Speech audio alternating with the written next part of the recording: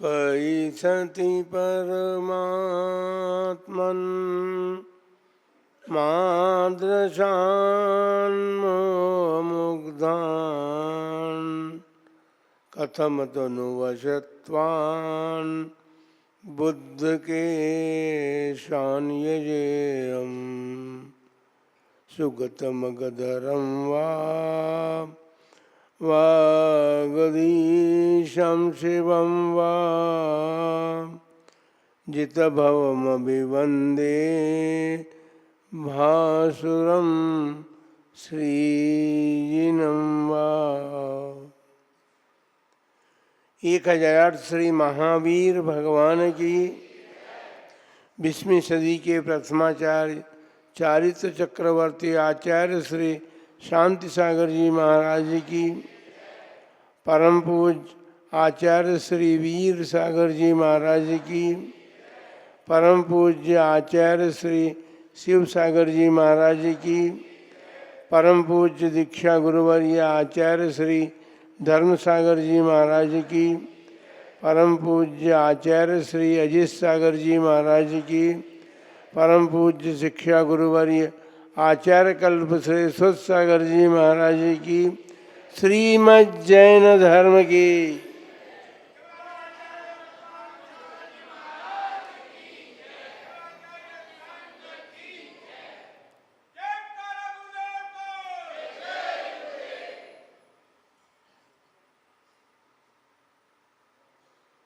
नमोकार मंत्र मंत्र पर आचार्य परमिष्टि का वर्णन चल रहा है।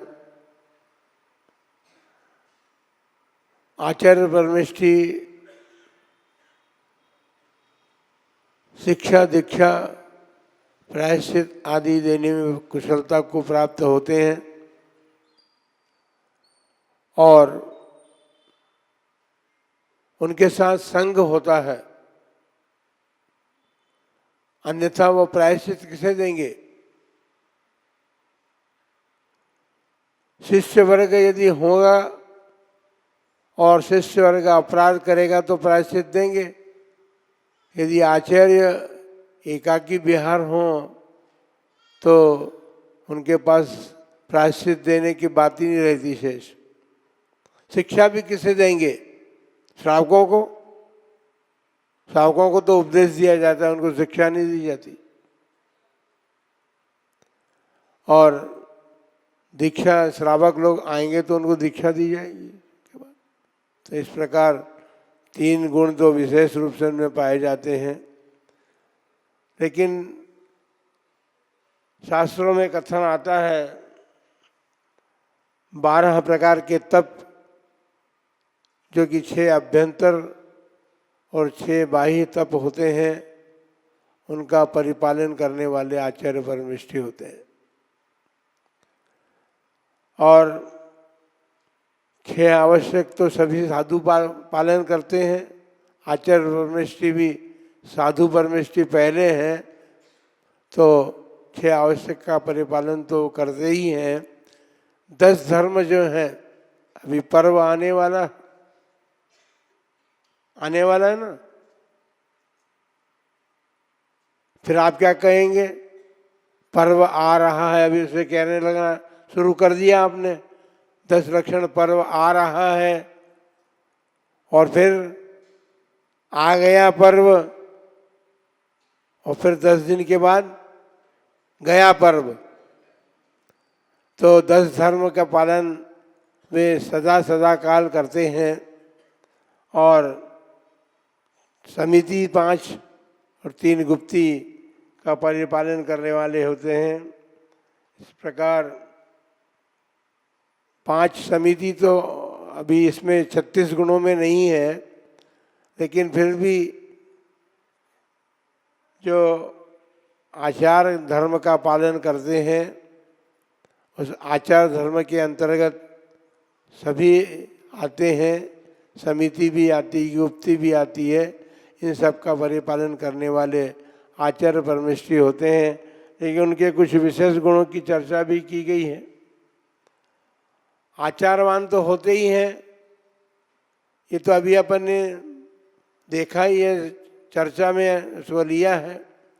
तो आधारवान ये विशेष गुण होता है उनमें, और उसके अतिरिक्त तो व्यवहारवान भी होते हैं, आयोपायदर्शी होते हैं।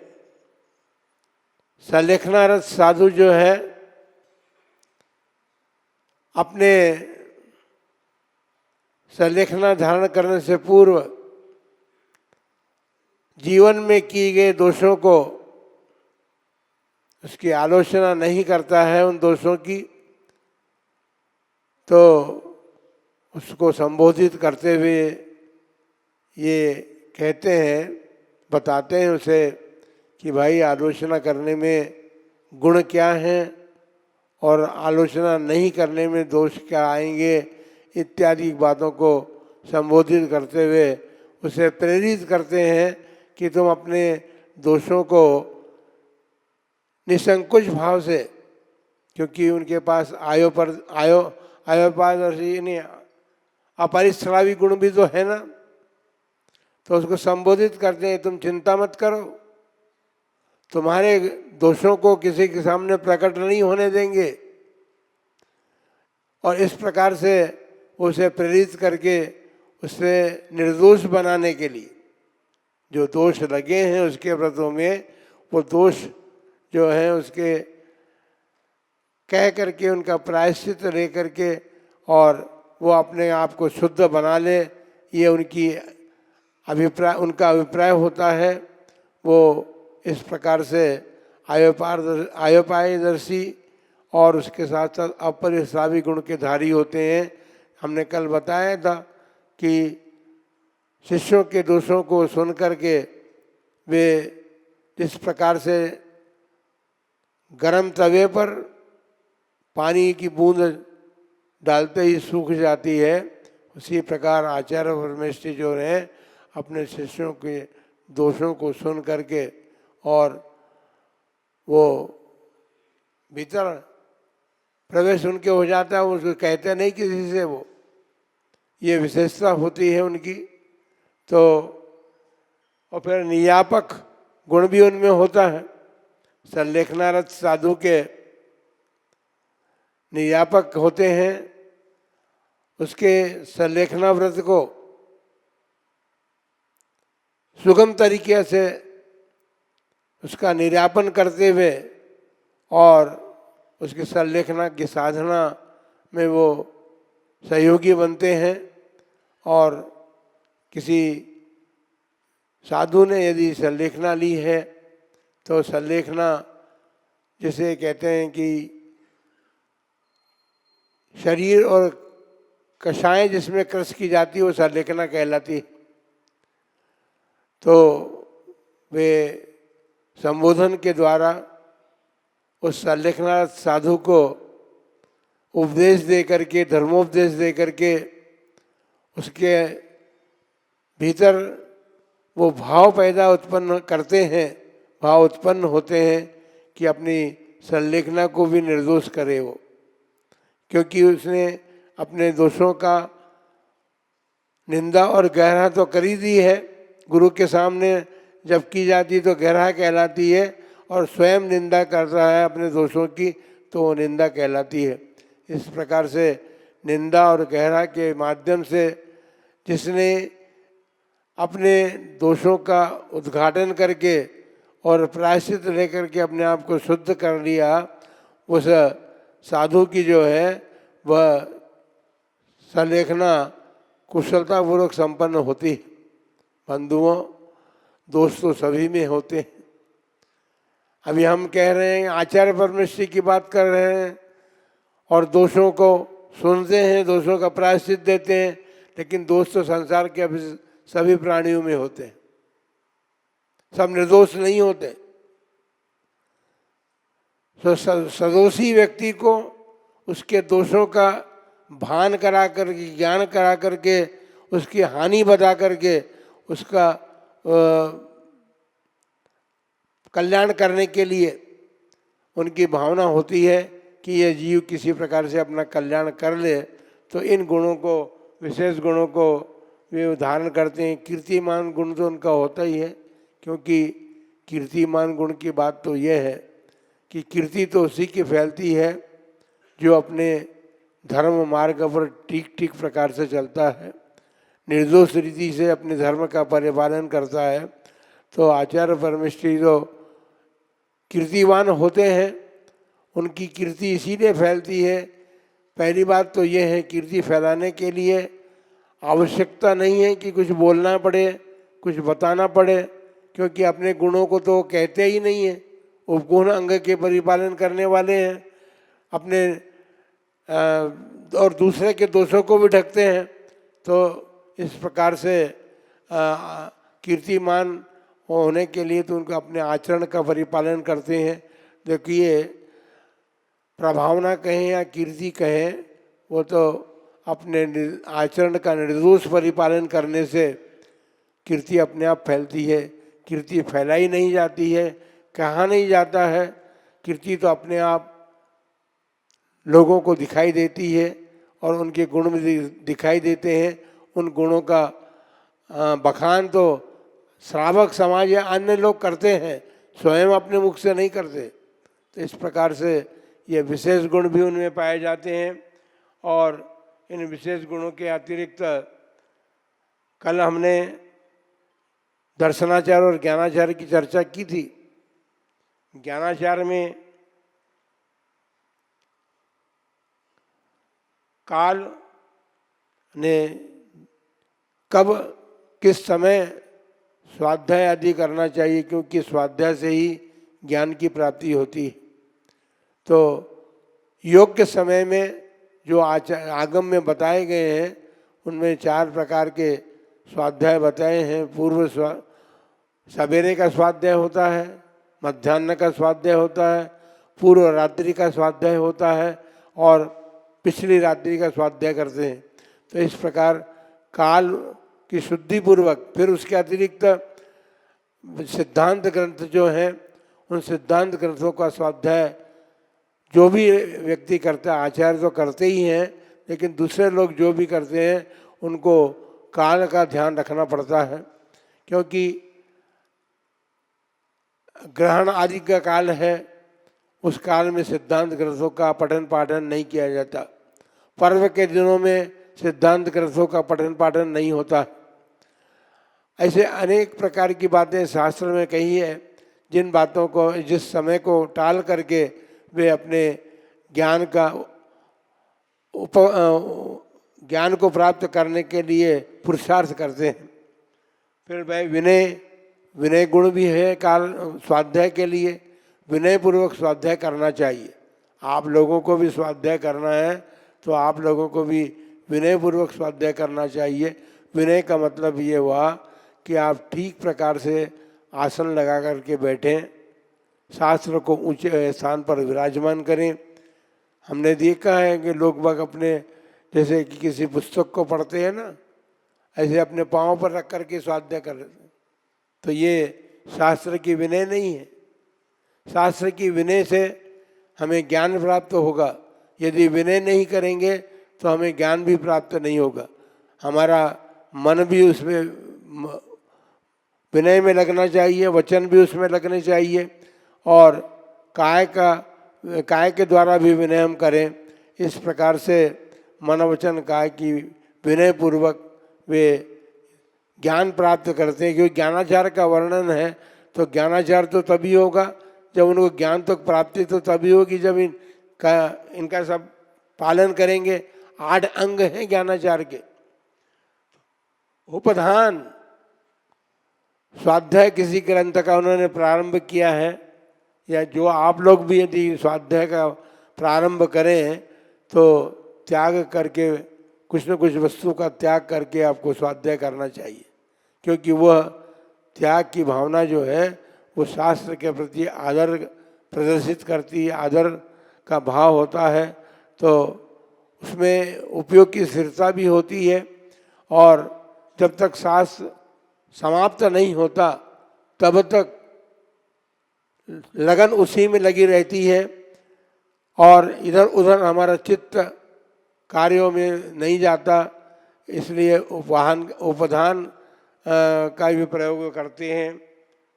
बहुमान तो करते ही हैं, क्योंकि हमने अभी बताया कि शास्त्र के सामने चाहे जैसे बैठ करके पांव लंबे फैला करके या चाहे अपने पांव पर रख करके इत्यादि प्रकार से शास्त्र का स्वाध्याय नहीं किया जाता है। जो विनयपूर्वक स्वाध्याय करते हैं, आपके उदयपुर में पंडित जवाहरलाल जी शास्त्री हैं। छोटी सी उम्र में उन्होंने स्वाध्याय अध्ययन शुरू किया था और पूर्णतया उन्होंने इन क्रियाओं का पालन करते हुए बहुत छोटी उम्र में, आप देखिए अभी आपको पता भी नहीं होगा कि उनका शास्त्र के प्रति इतना बहुमान था। उन्होंने चिमनी की लाइट में पढ़ा है। चिमनी के ज़माने में लाइट तो अब आई है, लेकिन चिमनी में भी वो अध्यापक थे। एक गांव से दूसरे गांव उनका ट्रांसफ़र होता था, तो वहाँ पर भी वो अपने स्वाध्याय को नहीं छोड़ते थे। चिमनी के लाइट में भी उन्होंने अध्ययन किया है। उसके कारण हो सकता, उसी कारण से उनकी आँखों पर भी थोड़ा सा प्रभाव रहा, लेकिन फिर भी उसकी उन्होंने परवाह नहीं की। ज्ञान के प्रति उनके भीतर इतनी उत्सुकता थी कि वो धवल जय धवल आदि सिद्धांत ग्रंथों को भी उन्होंने अध्ययन करके इतनी योग्यता और इतनी विशेषता प्राप्त कर ली कि अनेक प्रकार के प्रश्न उत्तर उनके सामने आते थे तो उसका उत्तर भी देते थे। अभी उन्होंने अपने गुरु जो हैं रतन चंद जी मुख्तार सहारनपुर वाले, उनके प्रति उनका बहुमान आप देखिए। पोस्ट कार्ड पर अपनी शंका लिख करके भेजते थे और पोस्ट कार्ड पर ही लिख करके गुरु भी उनको उत्तर देते थे।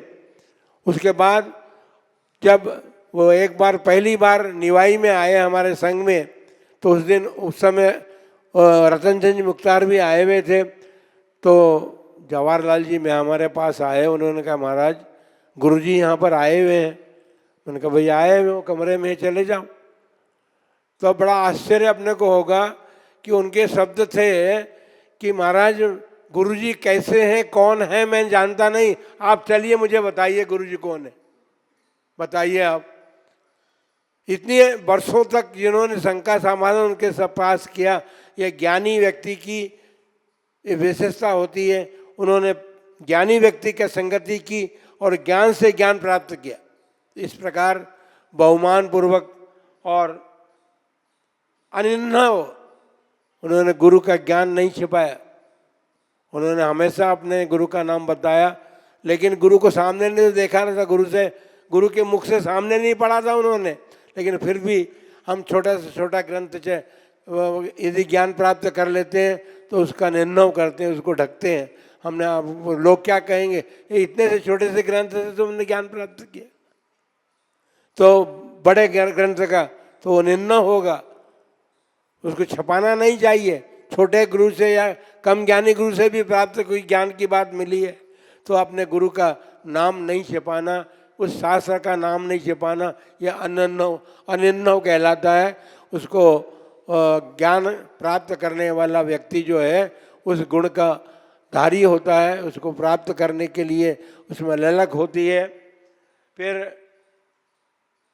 अर्थ व्यंजन और तदुभय, जिस शास्त्र को पढ़ रहे हैं उसके केवल शास्त्र पढ़ना नहीं है, उसमें जो कुछ कहा जा रहा है उपयोग की स्थिरता पूर्वक, उपयोग यदि हमारा स्थिर होगा तो हम उसके अर्थ को भी समझ पाएंगे और अर्थ समझ करके फिर उसमें जो शब्द हैं उन शब्दों का शुद्ध उच्चारण करने की हमारे भीतर क्षमता हो, हम कोशिश करें, प्रयत्न करें, हम उनका शुद्ध उच्चारण करके, क्योंकि शब्दों का शुद्ध उच्चारण करेंगे तो शब्दों का अर्थ भी समझ में आएगा। और फिर शब्द का उच्चारण सही करें, अर्थ का भाव समझने का प्रयत्न करें और फिर शब्द अर्थ दोनों को एक साथ जब हम पढ़ रहे हैं उस समय उसका ज्ञान करने का प्रयत्न करेंगे। तो ये 8 ज्ञानाचार के भेद हुए। उसके बाद चारित्राचार को तो सभी जानते हैं, 13 प्रकार का चारित्र होता है। 5 पंचाचार, 5 समिति और 3 गुप्ती, ये चारित्राचार के धारी होते हैं आचार्य परमेष्ठी। और तपाचार में हमने जैसा बताया कि 12 प्रकार के तप हैं, आप सभी जानते हैं। पर 12 प्रकार के तप में जो है आभ्यंतर तप के प्रति विशेष उनका उपयोग होता है आचार्य परमेष्ठी का। बाह्य तप तो इसलिए करते हैं कि उनके अभ्यंतर तप में वो सहयोगी बने। और फिर वीर्याचार है जो कि शक्ति से संबंध रखता है, तो उसको शक्ति को नहीं छिपा करके सारे कार्य अपने आचरण का पालन और ज्ञान आदि को प्राप्त करने का प्रयत्न पुरुषार्थ उनके जीवन में होता है। ये विशेष गुणों की चर्चा में 5 तो आचार बताए थे, लेकिन 5 आचारों के ये विशेषताएं हैं कि इन 5 आचारों में इन विशेषता पूर्वक हम उस आचार को प्राप्त कर सकते हैं। इसलिए इन पंचाचार के साथ साथ विशेष गुण के धारी आचार्य परमेष्ठी होते हैं। हमने एक बात और कही थी, वे शुभ लेस्या के धारी होते हैं। कल हमने बताया था कि मन वचन काय हमारा जो है वह कषाय से रहित हो, कषाय से अनुरंजित मन वचन काय की मन वचन काय की प्रवृत्ति को लेस्या कहते हैं। तो वो शुभ भी हो सकती है, अशुभ भी हो सकती है। शुभ जो है वो धर्म पीत पद्म शुक्ल लेस्या होती है, और अशुभ लेस्या होती है कृष्ण नील कापोत। ये इस प्रकार से वो 6 लेस्याओं को, उनके पास तो केवल शुभ लेस्या होती है। कृष्ण लेस्या तो उन लोगों के होती है। देखिए, आपने सबके नाम सुने हैं, अपने इतिहास में सबके नाम अंकित है। एक छोटी सी बात को लेकर के अपने छोटे से स्वार्थ के लिए, वो तो शास्त्र का उदाहरण है, लेस्या वर्ण वृक्ष का वर्णन जो किया गया है, तो कृष्ण लेस्या वाला जो है वृक्ष को जड़मूल से उखाड़ काट करके, क्या के लिए?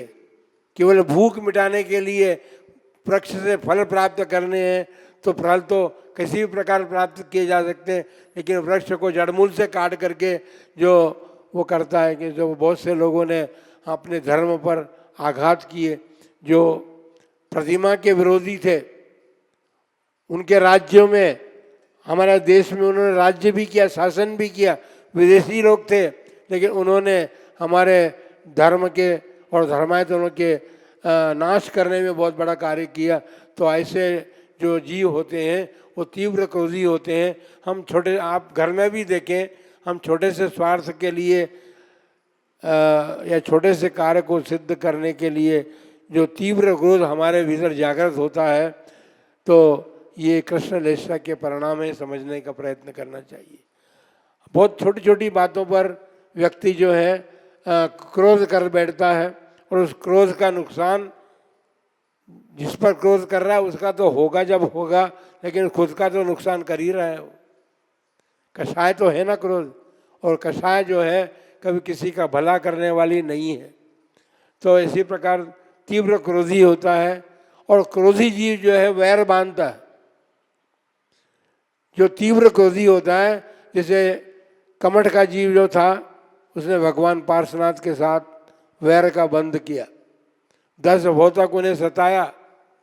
वो हर भाव में, पहला भाव तो उनका भी ठीक नहीं था, वो हाथी बने, लेकिन उसके बाद उन्होंने जो उपदेश प्राप्त किया, उसके बाद उन्होंने मनुष्य, जब भी मनुष्य पर्याय प्राप्त की, उस मनुष्य पर्याय में उन्होंने मुनिव्रत धारण किया, और कपट के जीव ने अन्य पर्यायों में जन्म ले करके और भगवान पार्श्वनाथ के अवस्था में और मैंने मुनि अवस्था में उन पर उपसर्ग किया।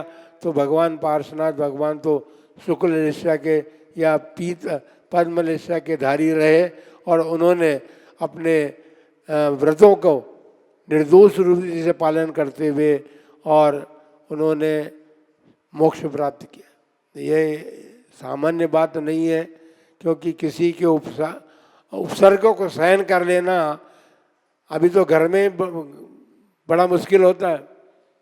बहू सास का उपसर्ग सहन नहीं कर पाती, क्या टोकते रहते हैं हमको, चलो घर से अलग हो जाएंगे, अपने को नहीं रहना। इसी कारण से बहुत बड़ा नुकसान हो रहा है, क्योंकि हमने अपने से बड़े बुजुर्गों के साथ छोड़ दिया। उनके जीवन से जो हमको शिक्षाएं मिल सकती थी, उन शिक्षाओं से हम वंचित रह गए और हम स्वतंत्र हो गए। तो स्वतंत्र होना तो अच्छी बात है, हम कहते हैं कि पूर्ण स्वतंत्र हो तो अच्छी बात है।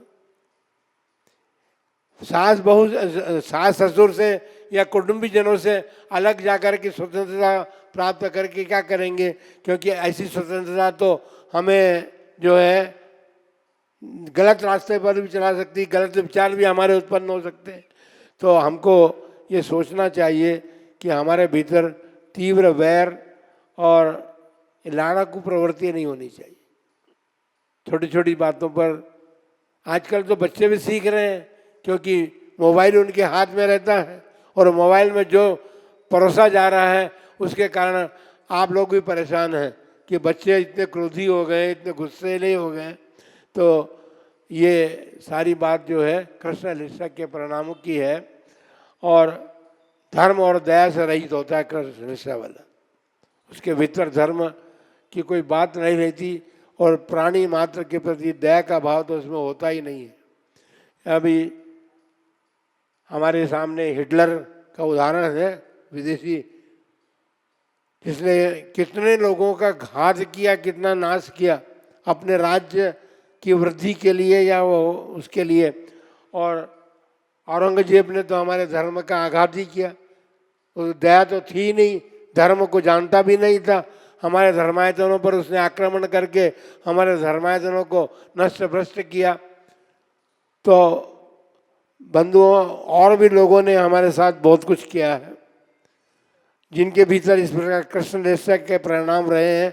हमारी जिनवाणी को 6 महीने तक जिनवाणी जली है लगातार, और उस 6 महीने में हमारी कितनी जिनवाणी नष्ट हो गई होगी।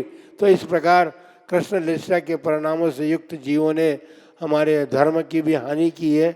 हमारे देव, हमारे शास्त्र और गुरुओं के भी उपसर्ग हुए हैं, गुरुओं पर भी उपसर्ग किए गए हैं।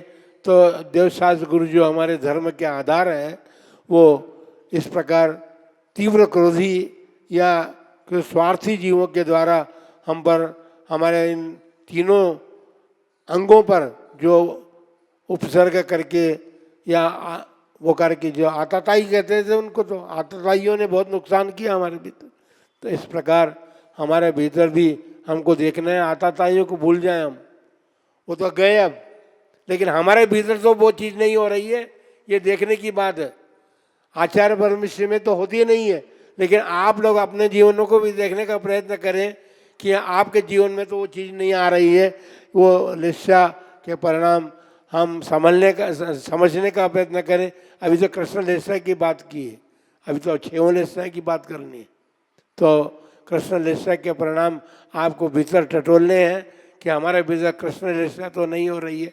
नहीं तो ये कृष्ण लिस्सा जो है तीव्र परिणाम के साथ जो तीव्र कर्म बनेंगे, क्योंकि तीव्रतम उसके परिणाम होते हैं कृष्ण लिस्सा वाले के।